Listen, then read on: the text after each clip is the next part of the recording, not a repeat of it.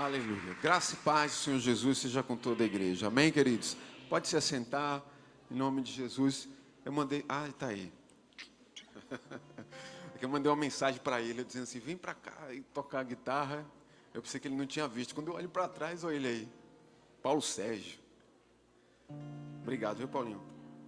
Irmãos, nós vamos continuar falando sobre esse tema maravilhoso, incrível, poderoso, que é o amor. O amor, muita gente associa o amor como um ato de receber. E quando a pastora tinha abriu o culto, eu falei assim com a pastora Patrícia, ela leu o meu sermão. Cadê ela? Não podia. Ela leu o meu sermão. Eu falei isso na hora que ela abriu o culto. Eu disse, não é possível. Mas é possível, porque tudo é possível ao que crê. E Deus está nesse lugar, amém? Então o amor, muitas vezes, muita gente associa o amor como um ato de receber algo de quem a gente ama. De receber algo que eu goste muito. Então o amor dessa pessoa geralmente é medido por aquilo que ela pode me dar, por aquilo que ela pode me oferecer. Então, se a pessoa me dá, é porque a pessoa me ama. Se a pessoa me dar algo, se a pessoa faz algo por mim, é porque a pessoa me ama. Se ela me dá pouco, ela me ama pouco. Se ela me dá muito, ela me ama muito. E se ela não me der nada, ela não me ama. Isso é o senso comum. Isso é o nosso sentimento humano. Isso são os nossos pensamentos terrenos, nossa atitude carnal, humana, que nos faz pensar assim e exigir que o outro faça algo por mim. Então eu consigo medir o amor que alguém sente por mim se ela me oferece algo, se ela me dar algo, mesmo que eu não faça nada por ela. Eu só vou conceber a ideia de que eu sou amado se essa pessoa me der algo. Muita gente não caminha nos propósitos de Deus, muita gente não segue a vontade de Deus, muita gente não segue aquilo que a palavra nos ensina, porque estas pessoas estão o tempo todo exigindo que Deus lhes faça algo, esperando que Deus lhe conceda alguma coisa, que Deus lhe dê, que Deus lhe acrescente, que Deus coloque em abundância sobre a sua vida, porque quando Deus não faz isso, gera um sentimento no meu coração de que Deus não me ama, de que eu não sou amado por Deus. Esse sentimento, esse pensamento não provém dos céus, não vem de Deus, porque o amor não é isso. Amar não é receber, amar é dar, amar é doar, amar é doar-se. João 3,16 vai dizer que Deus amou o mundo de tal maneira que deu. Ele não amou o mundo de tal maneira que exigiu, que pediu, que ordenou. Não. Ele amou o mundo e demonstrou esse amor tão grandioso, tão poderoso, tão maravilhoso, tão incomparável, imensurável, doando, dando, oferecendo. E não foi para alguns da sua preferência. Ele não deu para alguns que faziam a sua vontade. Ele não deu para aqueles que subiam ao monte, ou para aqueles que lhe davam muito dinheiro. Ele não deu para um grupo específico. A Bíblia diz que ele deu para todo aquele que nele crê. Obrigado. Isso é amor. Deus abençoe, Zé. Deus deu para mim, para você, para o bonzinho, para o malvado, para o que se mantém na linha, mas também para aquele que é duro de roer. Deus se doou e deu o seu melhor, deu o único que ele tinha, o seu único filho, para que todo o que desejar seguir esse caminho possa viver os planos de Deus, possa experimentar do seu amor. Atos capítulo 20, verso 35 vai dizer que é melhor dar do que receber. Melhor coisa é dar do que receber. Então, eu não posso compreender ou vivenciar o amor se a minha perspectiva estiver no que o outro pode me oferecer. Eu não vou compreender o amor dessa forma. Eu só vou compreender o amor na perspectiva do que eu posso dar, do que eu posso oferecer, do que eu posso fazer. E se essa é a perspectiva do meu coração, o meu coração não adoece, o meu coração não esmurece, o meu coração não se entristece, porque eu não vou fazer porque o outro vai me dar, eu não vou oferecer porque o outro também me oferece, eu vou apenas me doar, eu vou apenas entregar, eu vou apenas dar. Porque se a perspectiva de Jesus fosse no que nós poderíamos oferecer a Ele, ninguém estaria salvo aqui, ninguém. Mas Ele amou o mundo de tal maneira que se entregou em uma cruz, e nessa cruz morreu pelos meus e pelos seus pecados. Isso é a manifestação viva do que é o amor. O amor sempre vai partir de mim para o outro. 1 Coríntios capítulo 13 começa assim, olha só: se eu falasse a língua dos homens e dos anjos, se eu tivesse o dom de profecia, se eu desse aos pobres, se eu não tivesse amor, de nada valeria. A Bíblia está ensinando sobre o amor, Deus está falando sobre o amor, e está o tempo todo na primeira pessoa, se eu. Não é se o outro fizesse, o outro me desse, o outro me valorizasse, o outro me acrescentar, não. É se eu fizer. O amor é paciente, bondoso, não ciumento, não presunçoso, não orgulhoso, não é grosseiro, não exige que as coisas sejam à sua maneira, não é irritável, não é rancoroso, não se alegra com injustiça, nunca desiste, não perde a fé, tem esperança e sempre se mantém firme. Que coisa linda! As profecias, as línguas, o conhecimento vão cessar. Aí olha como termina essa palavra. Mas o amor não. O amor dura para sempre.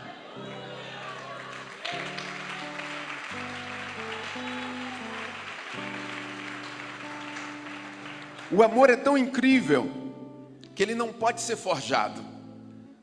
Ninguém pode fingir o amor, sabia? Não pode. Ele é a evidência da presença de Deus na vida de alguém. Se não há amor, Deus não está lá. Se não há amor, não foi Deus que fez. Foi a vontade humana, foi o sentimento humano, foi o pensamento carnal humano. Porque o amor provém dos céus.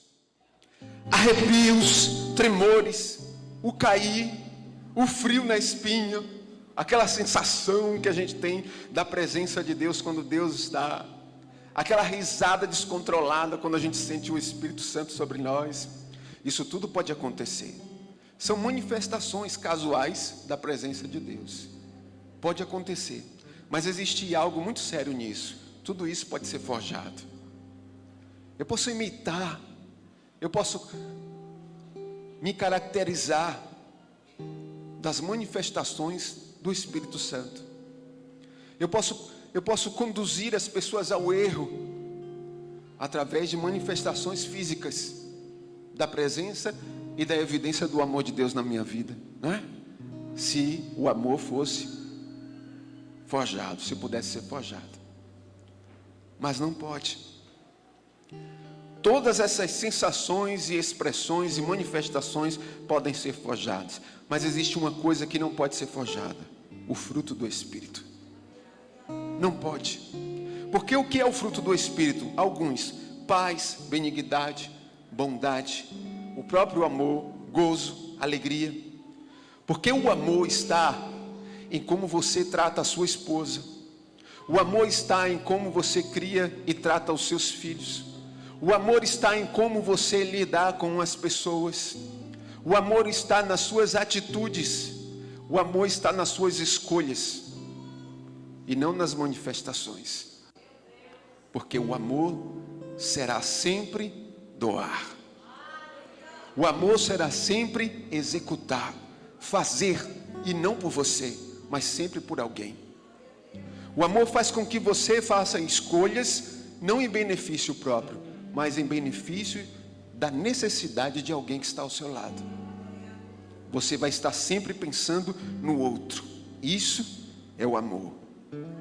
Isso é a evidência do amor e da presença de Deus na vida de alguém. Amém? Amém, igreja? Se ele não suporta, se ele não espera, se ele não crê, não é amor. Escuta bem isso. Se ele não suporta, se ele não espera, se ele não crê, não é amor. Mas eu amo, só que eu não estou aguentando mais. Não é amor. Já pensou? Eu amo, mas eu vou largar de mão. Não é amor. Eu amo, mas eu desisto. Não é amor. Não sou eu que estou te dizendo. É a Bíblia. É a palavra. Você não concorda? Eu não posso fazer nada por você. Eu estou te ensinando a palavra de Deus.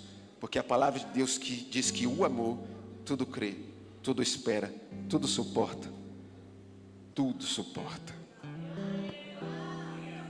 O amor sempre será colocado à prova. Sempre. É isso. Porque senão ele não teria que esperar, não teria que suportar, não teria que crer. O amor que está em nós, através de Cristo Jesus, ele será sempre posto à prova. Sempre. No casamento, nas relações interpessoais, no ministério, na criação dos filhos, nas amizades, ele será sempre posto à prova. Ele será sempre testado. Jesus experimentou isso. E chegou no limite disso. E se viu em uma situação tão difícil que ele disse: meu Pai, se tiver como, dá um jeitinho aí. Se tiver como, passa de mim esse cálice. Mas logo ele é tomado pelo amor de Deus. E ele diz: peraí, todavia seja feita a tua vontade. Porque o amor tudo suporta, tudo espera, tudo crê. E a gente vai até o fim.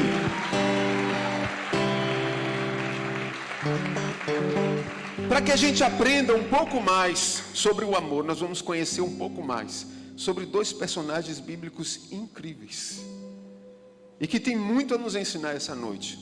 Simplesmente José e Jesus. Só esses dois. Irmãos, é incrível como que a história dos dois são semelhantes. É incrível como que Deus fez com que fatos que aconteceram na vida de José estavam diretamente associados a fatos que aconteceram na vida de Jesus, o Salvador do mundo. O título dessa mensagem, eu estava só na introdução, é o seguinte: do que o amor é capaz. E a nossa passagem está em Romanos capítulo 8, verso 38 e verso 39.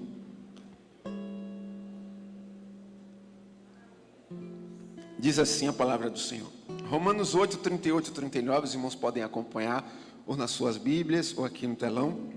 Diz assim: pois estou convencido de que nem morte, nem vida, nem anjos, nem principados, nem o presente, nem o futuro, nem poderes, nem altura, nem profundidade, nem qualquer outra criatura será capaz de nos separar do amor de Deus, que está em Cristo Jesus, o nosso Senhor. Do que o amor é capaz? Primeiro, o amor é capaz de vencer todo desprezo. O amor é capaz de vencer todo desprezo. Em Êxodo capítulo 21, verso 32, a Bíblia vai falar sobre a história de José. No momento em que José é vendido como um escravo. E por quem ele foi vendido? Pelos seus irmãos. O preço de um escravo naquela época era de 30 moedas de prata. 30 peças de prata. Era chamado assim, 30 peças de prata. E quando eles estavam para vender José, entre eles ficaram com medo de José não ser vendido. E a Bíblia diz que eles venderam por 20 peças de prata. José era tão querido por eles que até deram um desconto para os midianitas. Leva por 20 mesmo. Fizeram uma oferta, né? Um abatimento no valor do escravo, um desconto. E aí eles conseguiram se livrar do seu irmão. Eles desprezaram alguém que era carne da sua carne, sangue do seu sangue, um familiar. Irmãos, o desprezo dói. O desprezo dói fisicamente. O desprezo afeta o emocional. A palavra do Senhor vai nos falar sobre uma trajetória de sofrimento e de dor que esse homem chamado José, esse jovem chamado José, ele passou, mas permaneceu fiel, permaneceu firme na sua fé, por um único motivo: aquele homem amava a Deus de todo o seu coração, e por causa do amor que ele tinha pelo seu Senhor, pelo seu Deus, ele suportou o desprezo, e ele venceu o desprezo. Em Mateus capítulo 26, verso 14, verso 16, Jesus é vendido pelo seu irmão, por um de seus irmãos, por um de seus discípulos. Sabe por quanto? Por 30 peças de prata. Pelo preço de um escravo. Como se fosse um ninguém. Como se ele não fosse a pessoa mais importante, o Filho de Deus, o Salvador do mundo. Não, ele foi vendido como um escravo. Ele foi capturado, levado à cruz. Ele foi desprezado. João capítulo 1, verso 11 diz: ele veio para os seus, e os seus não o receberam. Isaías 53, verso 3 diz: foi desprezado e o mais rejeitado entre os homens. Está lá em Isaías 53, 3. Ontem, eu estava assistindo um vídeo dessa música Bondade de Deus, né? E eu estava lendo os comentários que tinha naquela música lá do Isaías Saad, ele cantando, e eu estava passando os comentários. E teve um comentário que eu parei nele e fiquei olhando aquilo, e aquilo causou muita dor ao meu coração. No começo, né, quando eu estava lendo. Uma mulher dizia assim: quando eu era pequenininha, eu recebi uma notícia que a minha mãe estava com câncer. E eu era muito apegado à minha mãe. E a minha mãe faleceu. O meu pai me pegou pela mão e disse assim: eu vou te levar a um lugar. E me levou até uma rua que eu não conhecia. E parou naquela rua, me deixou na frente de uma casa e disse assim: você vai ficar aí, quem mora aí é seu tio. E quando ele abrir a porta, quando ele acordar e ele abrir a porta, você entra e diz que você vai morar com ele, porque eu vou embora. E deixou a criança na frente da casa do tio e foi embora. E a abandonou. E ela ficou ali por 8 horas, parada na frente dessa casa. O tio tinha se mudado. Uma vizinha ficou olhando aquela criança ali na frente por tanto tempo. Saiu o apóstolo, foi lá, pegou ela e disse assim: o que foi, neném? Ela disse: o meu pai me deixou aqui e foi embora. E eu estou com fome, estou com sede. E ela levou a criança para dentro, e aquela senhora cuidou da criança e criou a criança. E eu disse assim: meu Deus, como pode uma coisa dessa? E ela disse assim: mas eu hoje estou aqui testemunhando, porque um dia o amor de Deus me alcançou e eu venci o desprezo do meu pai. E hoje eu tenho o amor de Deus na minha vida. E eu estou aqui para testemunhar a todos vocês que estão assistindo esse vídeo de que o amor de Deus é real.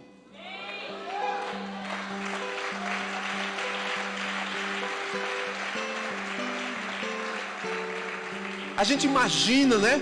Como é que uma pessoa que passou por isso, que sofreu um negócio desse pode ser usado por Deus para escrever uma mensagem dessa e alcançar a vida de alguém que porventura esteja se sentindo desprezado. Mas o amor de Deus faz isso. O amor de Deus nos faz vencer todo desprezo. O desprezo destrói a autoestima, gera sentimentos de culpa, vergonha, gera transtornos como o estresse e a ansiedade. Você acha que José não amava os irmãos dele? José os amava, tanto os amava, que queria estar perto deles, queria participar, no auge da sua imaturidade. Mas ele amava os seus irmãos, ele amava a sua família. Ele queria aprender e ele queria estar ali no meio daquela muvuca, das brincadeiras, das palhaçadas, do trabalho. Ele queria estar ali. Ele fazia questão disso. Ele amava os seus irmãos. Mas foi justamente aqueles que ele tanto amava que o desprezaram. O desprezo dói. Dói. Um dia, irmãos, quando eu estava lá no comecinho do ministério, eu fui para um congresso em São Paulo. E no meu encontro tinha um pastor, uma palavra extraordinária. E aí eu fiquei assim maravilhado com aquele pastor pregando. Eu disse assim: meu Deus, que coisa incrível esse homem pregar desse jeito. E aí eu não tive mais oportunidade de ver esse pastor. E quando a gente foi para esse congresso, e eu desci com minha esposa do hotel, e a gente chegou assim, e não viu mais o ônibus que levava os pastores para lá. E eu disse assim: meu Deus, será que o ônibus já saiu? E quando eu olhei para o lado, eu vi esse pastor. Eu disse assim: uau! É aquele pastor que eu tanto admiro, que coisa linda. Eu vou lá falar com ele. E aí ele estava muito bonito, muito alinhado, assim, com a esposa dele. A esposa dele estava era um sol escaldante, mas ela estava com um vestido de noite, lindo, maravilhoso. E eles estavam muito chiques, arrumados, estavam assim. E aí eu fui assim até ele, um menino faceiro, todo cheio de curiosidade para conhecer os mistérios, a unção, o poder de Deus, admirado com aquele homem maravilhoso. E aí eu fiz assim no ombro dele: pastor. E aí eu disse assim: vou conhecer ele de perto. Irmãos, ele olhou assim para mim e fez assim no paletó dele, e se virou para a rua de novo e não falou comigo. Eu fiquei assim parado assim, ó. E eu pensei, eu não falei, né? Mas eu pequei porque eu pensei, e pensar também é pecado. Eu falei assim: infeliz ordinário.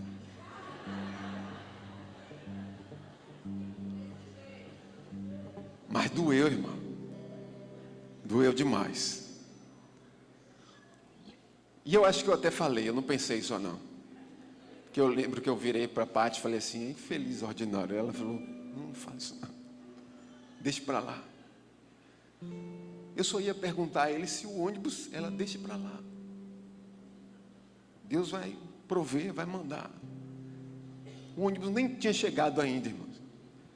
E aí quando o ônibus chegou, eu entrei, mas eu fiquei muito triste. Porque o desprezo dói. O desprezo de um homem que eu nem tinha intimidade nenhuma. O desprezo de um homem que eu não sei nem como é o sobrenome dele direito. Eu não sei, eu não o conheço. Eu só o admirava só. E admirava o seu trabalho. Mas aquilo me doeu. Mas a palavra diz que Jesus veio para os seus. E os seus não o receberam. O desprezaram.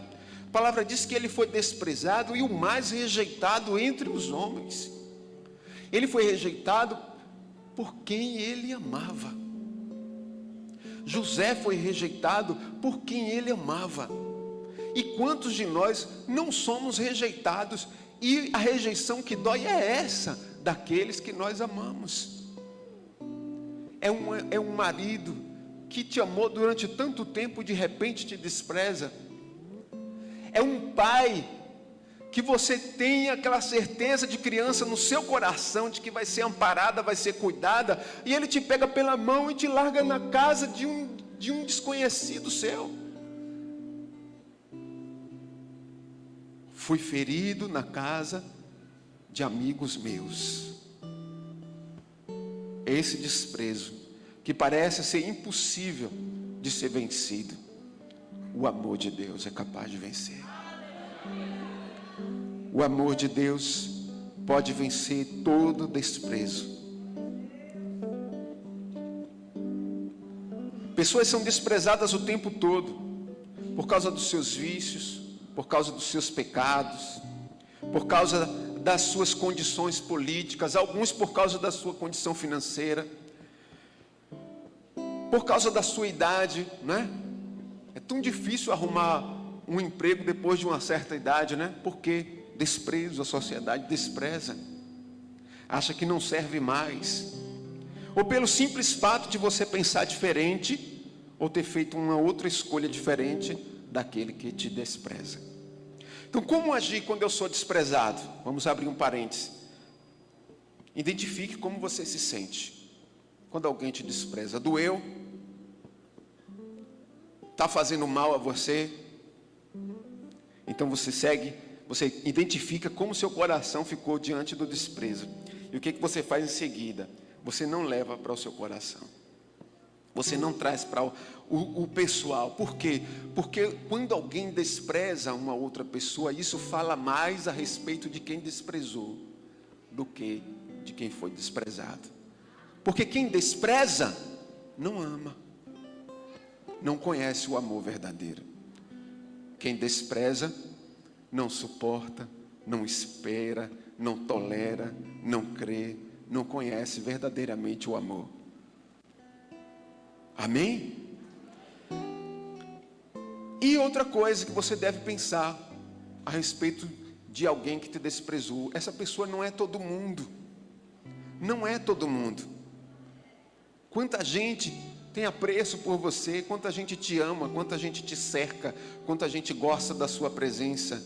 Aí uma pessoa te despreza, o mundo acabou para você? Não, essa pessoa não é todo mundo. E sobre a sua vida está o amor que vence todo desprezo. Sobre a sua vida está o amor de Cristo Jesus.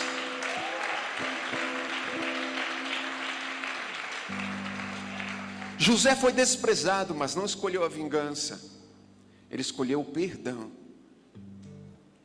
E ele se agarrou às promessas de Deus. Isso é maravilhoso. Jesus foi desprezado, mas não escolheu a vingança. Na cruz do Calvário, ele diz: Pai, perdoa-os, porque eles não sabem o que fazem. Isso é amor. Isso é amor. Isaías 49, verso 15 diz: pode uma mãe se esquecer do seu bebê que ainda mama, e não ter compaixão do filho que gerou? Embora ela possa esquecê-lo, eu, o Senhor, jamais me esquecerei de você. Isso é amor. Do que o amor é capaz? Segundo, de nos manter no propósito. José e Jesus foram enviados com um único propósito: preservar vidas. Diga, preservar vidas.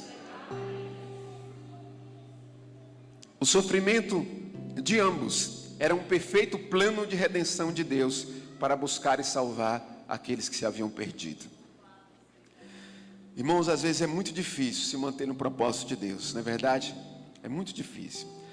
Por quê? Porque muitas vezes nós precisamos estar onde não queremos, conviver com quem não sabemos conviver, ouvir o que não queremos ouvir, e tudo isso suportar porque amamos a Deus, esperar porque amamos a Deus, tolerar porque amamos a Deus, porque nele confiamos e nele esperamos, e fazemos isso em amor e por amor. José amava a Deus e tinha fé que Deus o amava. Quando ele justamente foi lançado, diz a palavra, no cárcere, no cativeiro, José naquele instante poderia dizer assim: não é possível um negócio desse. Meus irmãos me venderam, me jogaram, primeiro me jogaram em uma cisterna, depois me venderam, me desprezaram, aí eu fiquei um tempo escravo, depois fui vendido novamente, um capitão da guarda de Faraó me compra, me leva para dentro da casa dele, me faz empregado naquela casa. Aí uma ordinária me coloca em uma cilada, me inventa uma mentira contra mim. Todos pensam que agora eu sou um imoral. E eu ainda venho parar no cárcere. Esse Deus me ama. Esse Deus me ama. De verdade, um Deus que ama alguém permite que um negócio desse aconteça. Esse poderia ser o pensamento de José, mas não foi. Não foi. Aquele homem tinha um amor espetacular no seu coração por Deus. A Bíblia diz que quando ele estava lá no cárcere, ele pega uma vassoura e começa a varrer. Te amo, Deus. Como é? Tua graça nunca falha. Todos os dias eu estou em tuas mãos. É lindo, né? Um homem debaixo de tanto sofrimento, de tanta perseguição, vai varrer o lugar do seu cárcere e vai adorar ao Senhor.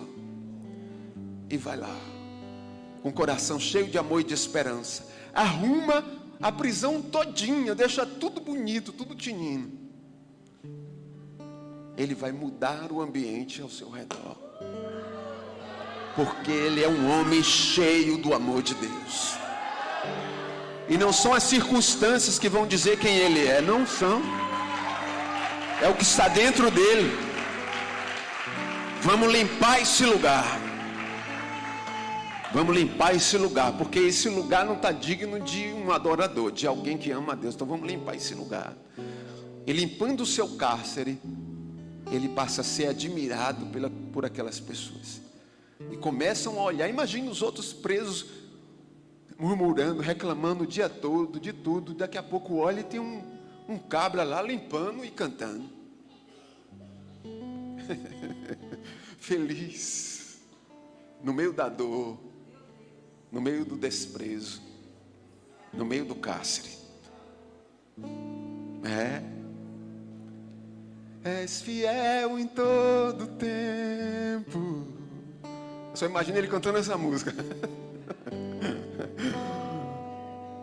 Tu és bom. O seu testemunho serviu para Deus como um plano perfeito de salvação de vidas, de outros que também estavam no cárcere e de quem o desprezou. Principalmente de quem o desprezou, de quem o vendeu. Porque em meio a um tempo de fome, de escassez, Deus conduz aqueles que o desprezaram para estar diante dele. E quando pensaram que seriam dignos de morte, de serem punidos, de serem castigados pela maneira como desprezaram aquela alma tão preciosa para Deus, ele olha, chora e abraça seus irmãos e diz: eu os perdoo, porque o amor de Deus habita em mim. Eu os perdoo. Eu libero vocês da punição, do castigo. Eu vou salvar vocês, eu vou ajudar vocês agora. Venham morar comigo. Eu vou dar comida para vocês agora. Eu que vou suprir vocês agora. Eu que vou suprir. Porque o desprezado foi levantado por Deus. Em amor. Em amor. Seu casamento pode sim ser restaurado. Seu relacionamento com seus filhos pode sim ser restaurado. Sua caminhada de fé, o seu chamado, o seu ministério pode sim ser restaurado. Sabe por quê? Porque existe uma linha chamada linha do propósito de Deus. E a gente passa por aquela linha para que no final o propósito de Deus se cumpra e que vidas sejam preservadas através da sua vida, através da sua dor, do seu sofrimento. Sim, Deus manifesta o amor dele. E quando você acha que foi desprezado, esquecido, você vai ver diante de você toda a verdade ser revelada, e Deus mostrar o porquê você precisou passar por aquilo, o porquê você viveu aquilo, porque nada que está oculto vai continuar oculto. Deus vai mostrar, Deus vai revelar o porquê você passou o que passou, o porquê você está passando o que está passando. Há um propósito para que vidas sejam salvas. O seu testemunho, aquilo que você viveu e venceu, vai servir para que outros que estão perecendo olhem para você e digam: se ele venceu, se ela venceu, eu também vou vencer, porque existe um Deus que ama. Existe um Deus que está conosco, mesmo no cativeiro, mesmo no cárcere. Do que o amor é capaz? De me tornar alguém melhor, porque o amor de Deus nos aperfeiçoa. Os filhos têm esse poder, né? Os filhos, ou eles fazem a gente surtar, ficar doido, ou eles nos fazem conhecer a essência verdadeira do amor. Não existe nada mais transformador e poderoso do que você receber uma criança que saiu da barriga da sua mulher, chorando, gritando, e você olhar nos olhos dessa criaturinha e ela parar de chorar porque reconheceu a sua voz. Meu Deus do céu, é muito doido isso. Parece que você se converte de novo umas 10 vezes assim, naquela hora. Ou então quando você ouve de uma criança, no auge da sua inocência, falar assim, sem você pedir nada, ela olha para você e diz assim: eu te amo. Eu te amo. Porque você sabe que aquilo ali é um foguete de sinceridade no seu coração. Então, os filhos nos fazem viver, né, essa experiência de um amor transformador. Um amor que nos aperfeiçoa. O meu irmão, ele sabe disso, eu posso contar se ele estiver assistindo. Meu irmão, misericórdia, meu irmão era um perdidão. Bebia demais, fumava demais. Deus, ainda está em um processo, né? Deus está trabalhando na vida dele. E eu creio fortemente de que Deus vai cumprir o propósito dele na vida dele. Mas como ele mudou, quando ele se viu na responsabilidade de cuidar de alguém, de criar alguém, de ter que proteger alguém, de abraçar alguém. Então aquele homem que fumava sem parar, não pegou mais naquele cigarro, porque ele sabia que aquela fumaça fazia mal para aquela criança. E outras coisas que ele foi moldando e mudando na sua vida, para poder cercar aquela criança de cuidados, de amparo. O amor nos aperfeiçoa. Ele vai nos moldando e ele vai nos moldando. Eu li uma história em um livro que diz que um homem casado há mais de 20 anos se apaixonou por uma mais novinha, né? E aí ele chegou para sua esposa e disse assim: olha, eu quero o divórcio, eu vou embora, eu vou morar com a pessoa que eu estou gostando agora. E ele pensou que a mulher ia dar um escândalo, ia ficar louca da vida. E a mulher disse assim: tá bom, você pode ir, mas eu vou te dar o divórcio, eu vou fazer tudo direitinho, se você fizer um pedido meu, atender um pedido meu. E ele disse: peça, que eu quero me ver livre logo, essa prisão, não quero mais ficar casado com você. E ela disse assim: você vai ter que ir todo dia de manhã me carregar da cama até a mesa para eu tomar café. E ele: você está doido? Eu vou te carregar da cama, então não vou te dar o divórcio. Não, tá bom, eu te carrego. E aí concordou. E todo dia antes dele sair para trabalhar, ele acordava, tomava o banho dele, se ajeitava, pegava ela no colo e levava ela até a mesa do café e colocava ela na mesa do café. Tá, tchau. Dava um beijinho no filho e ia embora trabalhar. No outro dia, estava ele lá de novo. Ai, meu Deus do céu, lá vem essa história de novo. E ela: e aí? E ele: tá bom. Pegava ela da cama, levava ela para a mesa do café. E ele disse: vai ser quanto tempo isso? Ela falou: só 3 meses. Ele: 3 meses? 3 meses. Só 3 meses e aí você está livre. E durante 3 meses aquele homem repetia a mesma coisa, pegava a sua esposa, quase ex-esposa, nos braços e levava até a mesa do café.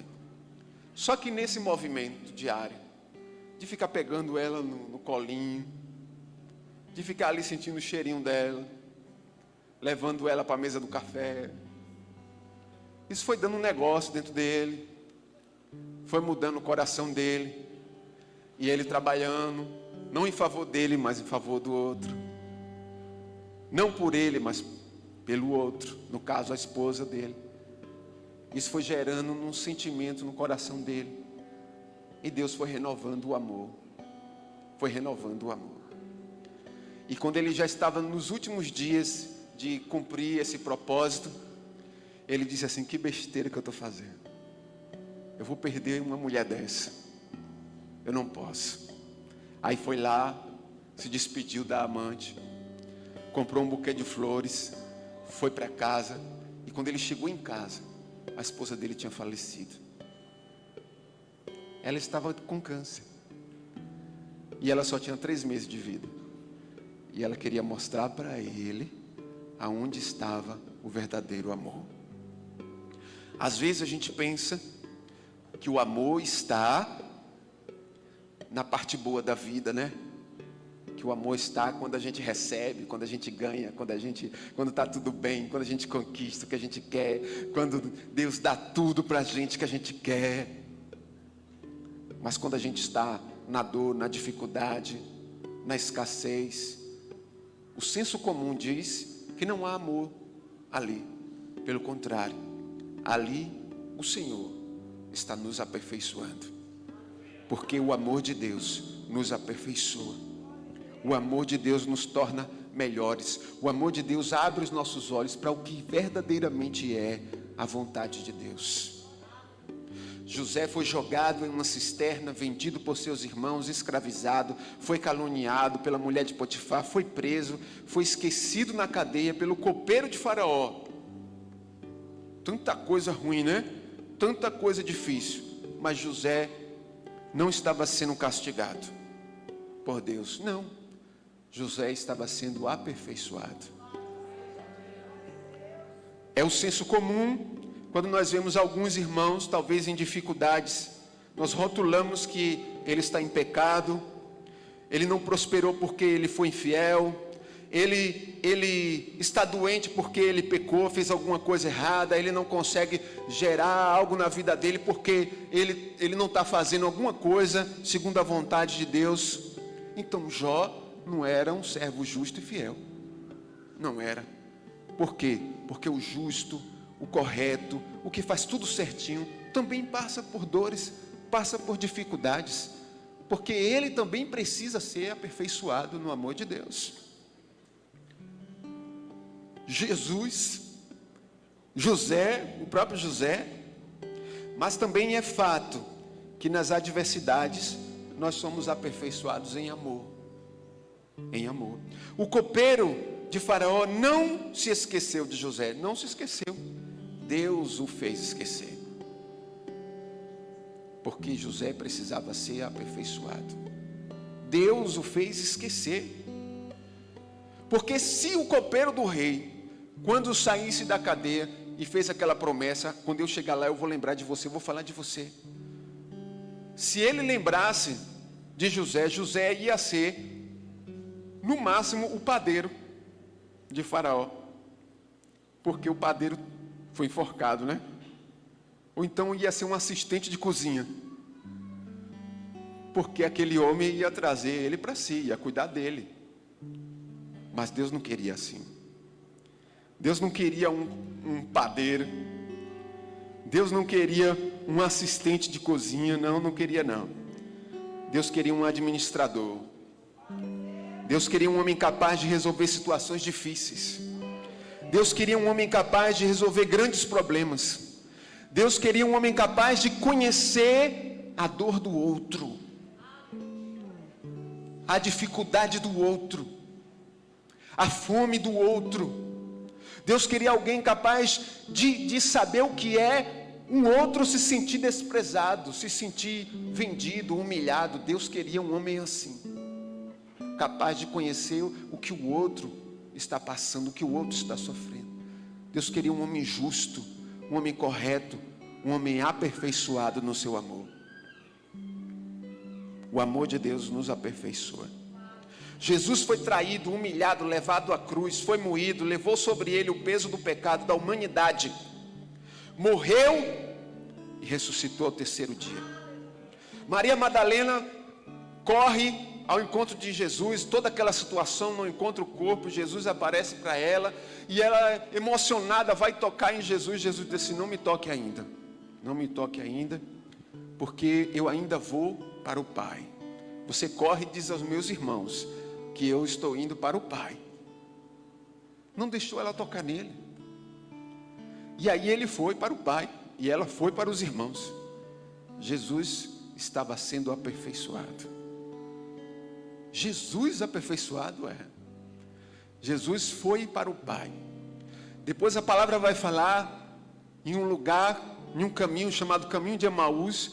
2 discípulos de Jesus estavam caminhando, e Jesus aparece no meio deles, e eles não o reconhecem. Por quê? Porque ele estava aperfeiçoado.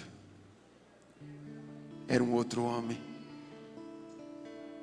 Era um outro homem, estava pronto para viver a plenitude da glória de Deus. E ele vai conversando com aqueles dois, e eles não o reconhecem. E aí depois eles estão na ceia, e os discípulos estão reunidos lá, e aí Tomé não acredita muito que aquele homem seja Jesus. E aí Jesus: não acredita não, Tomé? Agora você toca aqui, ó. Agora você pode me tocar, porque agora eu sou um homem aperfeiçoado pelo amor de Deus. Está aqui, ó, os furos dos cravos lá da cruz. Doeu, mas eu fui aperfeiçoado. Pode tocar, pode tocar. Sabe o que isso nos ensina? Primeiro, que Deus, mesmo no seu caminho, às vezes de dificuldade, Deus não vai deixar ninguém te tocar. Ninguém vai te derrubar, ninguém vai te tocar, ninguém vai te impedir, ninguém vai te parar, ninguém vai impedir os planos de Deus, porque enquanto Deus não te aperfeiçoar, você não vai ser tocado. Você não vai ser tocado. E quando Deus cumprir o propósito dele, aí você vai compreender o que é a manifestação do amor de Deus na vida de alguém. O amor de Deus nos aperfeiçoa, nos aperfeiçoa. Do que o amor é capaz? De vencer o desprezo, de nos manter firmes no propósito e de nos aperfeiçoar. O amor de Deus é capaz de tudo, porque Deus amou o mundo de tal maneira que entregou o seu único Filho, para que todo aquele que nele crê não pereça, mas tenha a vida eterna. Isso é o amor de Deus.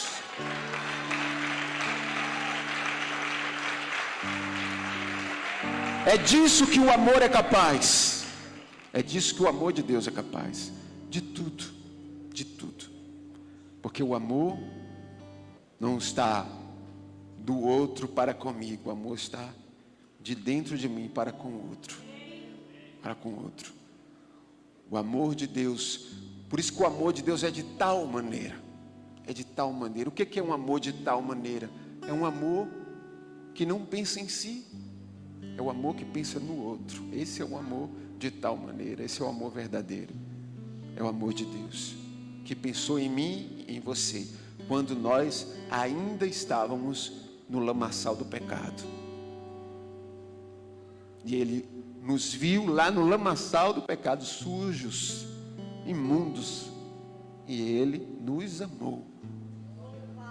E deu, entregou, se doou, cumpriu o propósito até o fim, para a salvação de outras vidas. Ele foi aperfeiçoado, ele aceitou ir até o fim, para que o amor de Deus se manifestasse nele e através dele. Quero convidar você a ficar de pé.